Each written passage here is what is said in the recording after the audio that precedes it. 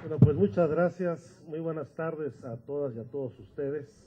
En primer lugar, agradecer sinceramente esta deferencia que tienen mis compañeras y mis compañeros legisladores con este reconocimiento. Hoy en la mañana me habló por teléfono mi hijo que está estudiando su posgrado y me dice: oye jefe, te estás volviendo viejo, ya hasta reconocimientos te hacen. Y le digo, no te equivoques, porque todavía tenemos muchas cosas que hacer por delante. Y la verdad es que me da muchísimo gusto estar acompañado de todas y de todos ustedes, y particularmente de este presidio, que es el mejor presidio en el que he estado en muchos años en el país. Aquí se ve el brazo feminista de la izquierda, por supuesto, y me da mucho gusto estar con nuestra secretaria general, Dolores Padierna, con mi maestra, Ifigenia Martínez, que merece todo nuestro aprecio, Tere Ochoa, que nos ayudó mucho en la campaña allá en el Estado de México, en Tlalnepantla. Su promoción en el TEC de Monterrey fue muy buena. Alejandra Barrales, que la acabamos de acompañar en la presentación de su segundo informe, que me gustó mucho porque fue un informe no solamente conceptual, sino con una visión de futuro de la ciudad. Leti Quesada, que es, sin lugar a dudas, así que de los nuevos valores en esta legislatura federal y que tiene un gran futuro por delante.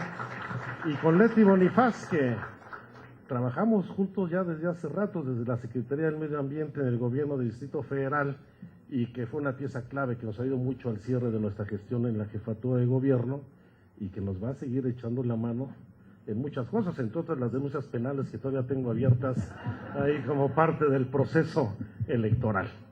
Y la verdad es que hemos vivido una experiencia personal y colectiva muy intensa e interesante en la campaña por la gubernatura en el Estado de México. Y digo que no solamente es una experiencia personal, sino colectiva, porque quienes trabajamos en este proceso lo hicimos a partir de convicciones y de objetivos muy puntuales. Teníamos un escenario muy difícil frente a la campaña electoral. Veníamos de un revés en las elecciones federales y locales del 2009, donde en el Estado de México perdimos prácticamente nuestras posiciones. De tener la mayoría de las diputaciones federales, no nos quedó ninguna. De tener el gobierno de los municipios más poblados del país, como Ecatepec y Nezahualcóyotl, los perdimos. De haber gobernado a la mitad de los habitantes del Estado de México, nos redujimos a muy pocos municipios, muy bien gobernados, como el de Tultepec y el de Chicoloapan. Me da mucho gusto que los compañeros presidentes municipales nos acompañen.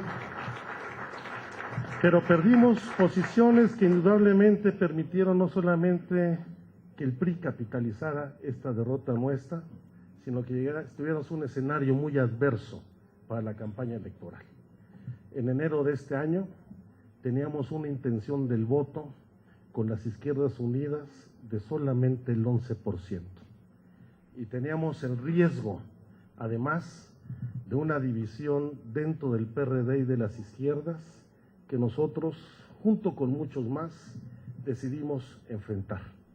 Y la decisión que tomamos no solamente fue una decisión personal, aunque cada quien debe hacer cargo de por sí mismo de las decisiones que toma, pero fue una decisión que adoptamos entre muchos compañeros, por supuesto con Andrés Manuel, con Marcelo, con Dolores, con dirigentes del Estado de México, y decidí ir a competir por la gubernatura con objetivos muy puntuales. El primero, evitar nuestra división. Yo estoy convencido de que si Andrés Manuel el 6 de enero hubiera iniciado la gira por la lealtad con Jacob de candidata, hubiéramos iniciado un camino sin retorno, no solamente ir con dos candidatos y con la izquierda dividida en el Estado de México, sino también para ir con dos candidatos y la izquierda dividida en el 2012. Y logramos nuestro primer objetivo, el ir con un solo candidato en el Estado y con las izquierdas unidas, y estoy convencido de que este es nuestro reto principal para garantizar que el próximo año vayamos con un solo candidato a la presidencia, con la izquierda unida y con un proyecto plenamente diferenciado del PRI y del PAN. Y el Estado de México nos marcó ese precedente. Pero también quisimos recuperar la unidad del partido en el Estado y hacer una campaña competitiva y ganadora. Yo sostuve a lo largo de la campaña ideas muy puntuales respecto a la importancia de la unidad, cómo la unidad es fundamental para mantener condiciones de competencia. Si hubiéramos mantenido esa unidad en el 2009, hubiéramos mantenido las posiciones de gobierno que teníamos, no hubiéramos permitido este reposicionamiento del PRI, y al mismo tiempo insistimos en que era posible construir en la campaña una alternativa distinta. Claro que llegamos a la campaña en la peor de las condiciones. Hablábamos con especialistas en procesos electorales hace poco y me decían que habíamos hecho todo lo posible para no ganar y para tener menos del 10% de la votación. Toda esta discusión sobre la coalición con el PAN, esta confrontación que tenemos entre los grupos, la disputa que lamentablemente han tenido un costo muy alto en la izquierda, pues nos coloca en una situación de desventaja. Pero la campaña fue una campaña propositiva, muy alegre. Siempre sostuve que los candidatos y los militantes tristes no ganan elecciones, a veces las perdemos también, pero la verdad es que siempre fuimos con mucho optimismo, y a pesar de que la elección fue una elección no inequitativa, sino ilegal, no solamente duplicamos nuestra intención del voto del 11 al 22%, sino impedimos tener un colapso similar al que tuvo el PAN, al caerse al 12% de la votación, y tenemos una plataforma firme para ir a competir en condiciones reales por la presidencia de la República en el 2012. La verdad es que yo tengo una satisfacción personal por el trabajo realizado, el estado de ánimo de nuestras compañeras y compañeros en los eventos, el abrazo, la fotografía, las bendiciones, los santitos, los crucifijos, los rosarios, hasta santería hicieron para apoyarnos, da muestra de esta gran simpatía, y la verdad es que tenemos que asumir esta experiencia con mucha responsabilidad, porque la experiencia que hemos tenido en el Estado de México nos obliga a tomar medidas para cambiar las cosas hacia el 2012, y yo sostengo que hoy todo en la izquierda debe estar sujeto a su revisión y a su replanteamiento. Yo sintetizaría la campaña del Estado de México con 3 palabras: dinero, simulación e impunidad. Y el dinero está plenamente acreditado. Hemos presentado un recurso ante el Tribunal Electoral del Poder Judicial de la Federación. Yo digo que es el recurso mejor jurídicamente armado que hayamos presentado en la historia de nuestra experiencia electoral, donde hemos demostrado, además de la intervención del gobierno en el proceso, del desvío de recursos públicos, de la intervención de funcionarios en toda la campaña electoral, de la inequidad en los medios de comunicación, de la lamentable pérdida de la autonomía de los órganos electorales, tanto el tribunal como el instituto en el Estado, respecto a lo que habíamos logrado en el país, y ahora regresamos a órganos electorales subordinados al gobierno, y particularmente el desmedido gasto de campaña con dineros que no se explican claramente su origen. Les voy a poner solamente 2 ejemplos de lo que contiene este recurso. Hicimos un análisis del monitoreo que hizo el Instituto Electoral del Estado de México, que es una documental pública, que así lo reconoció el propio Tribunal Federal, y con notarios y con peritos hicimos el análisis pericial, no solamente del valor de los precios de mercado de lo que había consignado el IEM en su monitoreo, sino también utilizamos las propias facturas del instituto de los servicios que pagó solamente en la propaganda del instituto. Y nos fuimos partida por partida. Si eran 6,000 barras al precio de mercado; si eran 10,000 lonas, 10,000 lonas; si era un tortillero, si eran 3 cilindros, si eran 2 abanicos, y demostramos en el análisis pericial que solamente con el monitoreo que hizo el instituto el PRI y su candidato rebasaron en 180% el tope de gastos de campaña, más de 560 millones de pesos de los 206 autorizados. Pero luego hicimos otra cosa muy interesante, porque generalmente nosotros en los juicios presentamos muchas valoraciones subjetivas e información generada por nosotros mismos. Y aun y cuando teníamos monitoreos elaborados por nosotros de la propaganda y los eventos del PRI, los desechamos, porque nos fuimos al análisis de la página de internet del PRI de su candidato, en donde con notario y con perito evaluamos día a día, acto por acto, con las fotografías y la información proporcionada por el propio PRI, todos los eventos.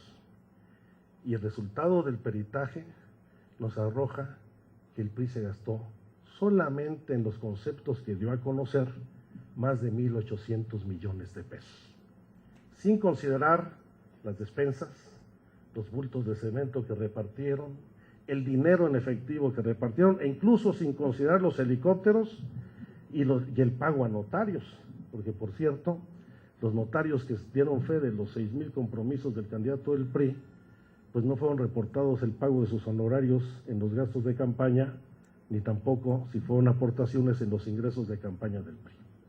Por eso este recurso es muy importante, porque va a marcar un precedente fundamental no solamente para la elección en el Estado de México, sino en el país.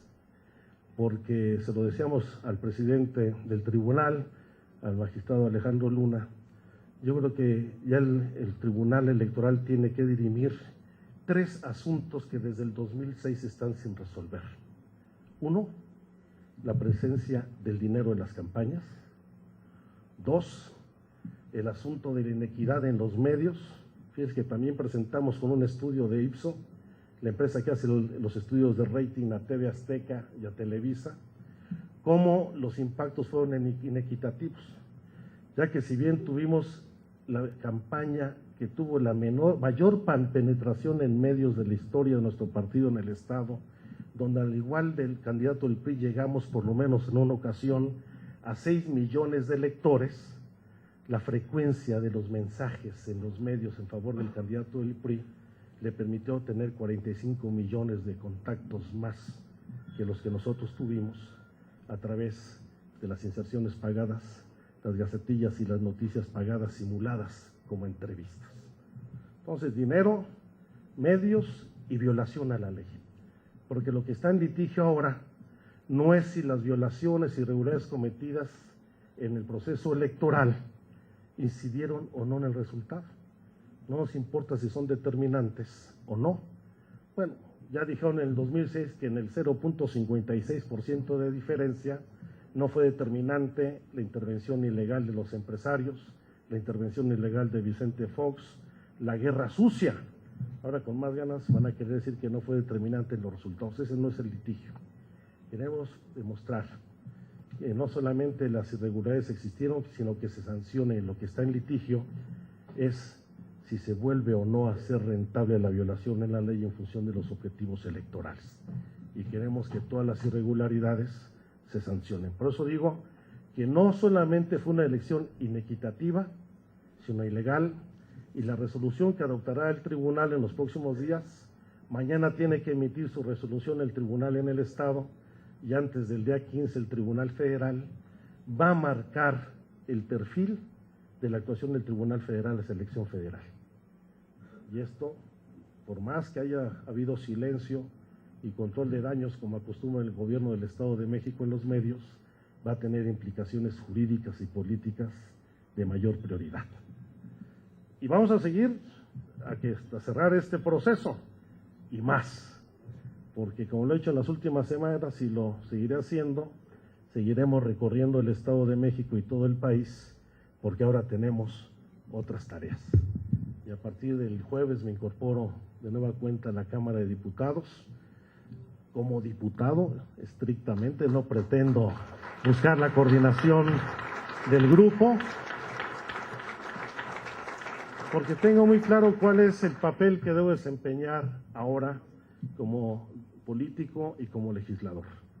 Por supuesto, mi tarea fundamental es impulsar que tengamos candidatos únicos y una coalición de las izquierdas en todos los niveles de la elección, porque hoy no basta que tengamos solamente un candidato único a la presidencia de la República y una coalición con las izquierdas, sino tenemos que tener los mejores candidatos únicos en cada distrito electoral, en las senadurías y en las elecciones concurrentes. 15 elecciones concurrentes donde vamos a trabajar por ir unidos con los mejores candidatos, porque hoy los candidatos tienen que ayudar a quien aspire a la presidencia de la República a ganar los votos de los ciudadanos. Ya no se pueden montar, como ha sucedido en elecciones anteriores, en los candidatos nuestros, como sucedió con Cárdenas y como sucedió con Andrés Manuel.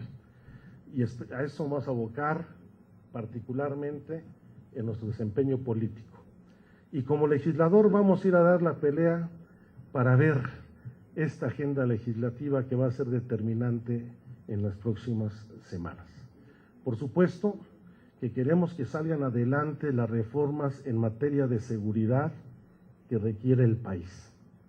Y vamos a acompañar iniciativas contra el lavado de dinero, para también se confisquen los bienes patrimoniales del narco, para que se creen las condiciones para sancionar y perseguir al crimen. Pero también vamos a pelear porque no se acoten las libertades de los ciudadanos, ni las responsabilidades del Congreso.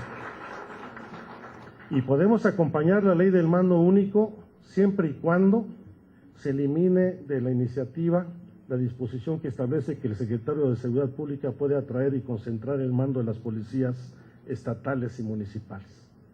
Y podemos acompañar esa iniciativa siempre y cuando se mantenga la vigencia de las policías municipales y su fortalecimiento, porque pueden mejorarse las líneas de mando efectivamente en el mando único en los gobiernos estatales, como sucede en el Distrito Federal, pero no a partir del desmantelamiento de las policías municipales que requieren su fortalecimiento. Y también vamos a dar la pelea respecto al Código de Justicia Militar, donde vamos a insistir de acuerdo a las propias resoluciones de la Corte Interamericana de Derechos Humanos y otras definiciones de los órganos defensores de derechos humanos en el país, que el homicidio extrajudicial cometido por militares sea juzgado por la autoridad civil y no por la autoridad militar. Y en el caso de la Ley de Seguridad Nacional, que es una de las más importantes, vamos a abocarnos en primer lugar a que sea una verdadera ley de seguridad nacional, porque lo que tenemos ahora no es una ley de seguridad nacional, es una ley que durante el gobierno de Fox buscó básicamente regular la actividad del CISEN, establecer mecanismos de control al espionaje telefónico, que como todos sabemos, pues no existe ningún control a la fecha a pesar de la ley, y creó un órgano legislativo para fiscalizar las tareas de seguridad nacional que no fiscaliza absolutamente nada, porque solamente recibe informes de los cuales puede opinar, pero ni siquiera puede hacerlos públicos. Y la actual ley tiene no solamente limitaciones que han dejado inconformes a todos, incluidas las Fuerzas Armadas, sino tiene verdaderas regresiones en las propuestas que se presentan. Una de ellas, en primer lugar, es que no se define el concepto de seguridad nacional, que debe ser materia de una reforma constitucional, y confunde los temas de la seguridad pública con la seguridad interior, llegándose a extremos donde se conculcan atribuciones y facultades del Congreso para otorgárselas al Ejecutivo. Y hay dos artículos que son una perla, para que vean que uno nos entendemos de nuestro trabajo legislativo. El artículo 69, que pretende dotar al Ejecutivo y al Sistema de Seguridad Nacional de la facultad de emitir la declaratoria de riesgo a la seguridad interior, cuando esta debería ser una atribución del Congreso de la Unión, y que esto concentraría un mecanismo de poder muy profundo en el Ejecutivo, que permitiría, como ha sucedido hasta ahora, que las instituciones se utilizaran con intereses políticos. Y la segunda, que es el artículo 71, donde si bien se ve establecido como excepción para la declaratoria de riesgo a la seguridad interior, los asuntos administrativos, políticos, electorales y sociales se agregó una cláusula que dice, salvo que se constituya una situación de riesgo a la seguridad interior. Y eso lo define, de acuerdo a esta minuta, pues el gabinete o el sistema de seguridad nacional. La verdad es que es poner la iglesia en manos de Lutero, y esto sería una regresión a los tiempos del delito de disolución social que permitió utilizar a las Fuerzas Armadas en contra de los movimientos sociales. Ahí está la toma del ejército, la refinería de Azcapotzalco en los años 50, la ruptura del movimiento de huelga de los ferrocarrileros, la persecución a los estudiantes, a los maestros primero en los 60 y a los médicos, a los estudiantes en el 68, la guerra sucia, y la verdad es que no queremos que el delito de disolución social regrese por sus fueros con una atribución desmedida en un sistema presidencialista con el cual insistiremos en hacer contrapeso. Son temas vitales, la reforma política. De ninguna manera aceptaremos la cláusula de gobernabilidad que quiere imponer el prismo del Estado de México, porque no podemos seguir permitiendo estas regresiones al pasado, sino yo espero que nuestra agenda legislativa y nuestro grupo se ponga, junto con el PT, con Movimiento Ciudadano ahora, que todavía no acostumbro a dejar de decirle Convergencia, a representar una alternativa real para defender las mejores causas de los ciudadanos y la ampliación de nuestras libertades. Así es que ni vamos a cerrar el capítulo del Estado de México, que vamos a seguir haciendo política y vamos a, más la próxima semana, dentro de 15 días presentamos nuestra propuesta de redistritación en el Estado. Ni siquiera el Instituto Electoral ha podido hacerlo con tantos millones de pesos, nosotros sin gastar un centavo ya la tenemos, pero particularmente vamos a seguir construyendo no solamente un proyecto y una alternativa, sino el México al que aspiramos todos los mexicanos. Les agradezco esta deferencia, sinceramente, estoy en casa como siempre y vamos a ponernos a chambear muy fuerte en esta legislatura, que todavía hay mucho trabajo por hacer. Gracias.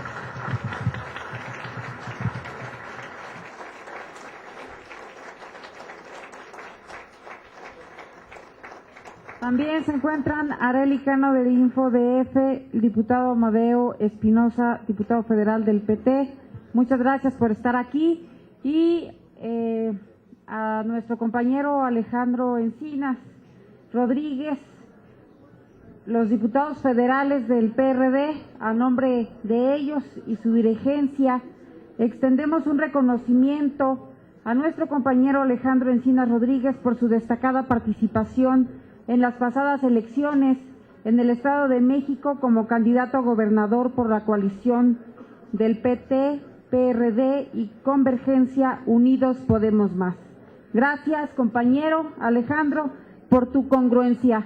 A nombre de los diputados federales, te hacemos entrega este reconocimiento que lo tienes muy bien merecido. Gracias, Alejandro, por todo lo que nos has dejado a lo largo de todo este tiempo. Gracias.